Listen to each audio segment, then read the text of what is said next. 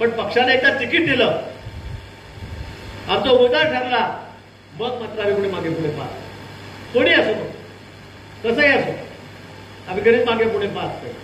अनेक लोकांना वाटत होतं, आपण बघितलं असेल, अनेक लोकांचा माज उतरला की नाही, उतरला.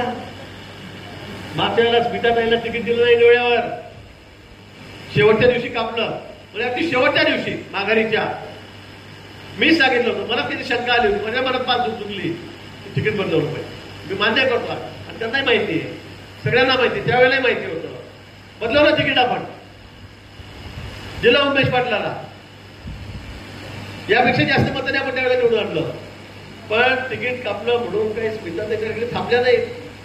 त्या म्हणल्या नाही तर मी नाराज झाली, तर मी घरी बसते, नाही तर मी दुसरा उमेदवार शोधते, मी याला उभा करते का मी उभा राहते, असं कधी म्हटलं नाही. त्या कामाला लागल्या, जोमाने कामाला लागल्या. उदयबाबू होते, सगळेजण जोमाने कामाला लागले. कोणी असं कुठे मागे सुद्धा फिरून पाहिलं नाही. महिनाभर सगळ्यांनी राबराब राबले, 3 आठवडे सगळ्यांनी प्रचार केला आणि 4 लाखाच्या किती, 4.5 लाख किती तर मागच्या 4,13,000 मतांनी त्यावेळेला आपण उच्चांक केला आणि त्यावेळेला आपण त्यांना निवडला. 4,75,000 5.5 लाख जवळपास ते दिलं होतं. त्याला जे काय असेल ते असेल, जाऊ द्या, त्याच्यावर आपण नंतर बोलू, बघू घेऊ आपण नंतर. पण त्यावेळेला एवढ्या मतांनी की आपण त्याला निवडून आणलं. आणि या वेळेला वरतूनच तिकीट कापलं गेल्यावर मी आधी सुद्धा दिल्या होत्या की आपलं जे चाललंय ते योग्य चाललेलं नाहीये, वरतून तुम्हाला धोका होईल हे वर्षभरापूर्वी सांगितलं, 2 वर्षापूर्वी सांगितलं. आणि असं झाल्यानंतर तुमचं तिकीट कापलं गेलं.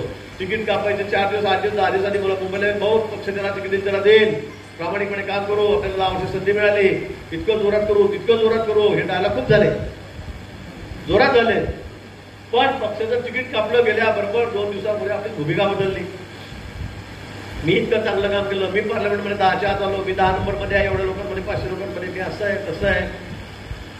मी त्यावेळेलाही म्हटलं मग इतकं चांगलं काम आहे तर आपण उभे राहा. पण नाही, त्यावेळेला पारोळ्यावाले तू बरं उभा आहे, त्याला उभं केलं. मी म्हटलं बळीचा बकरा गेला तर त्यावेळेला त्याला सांगितलं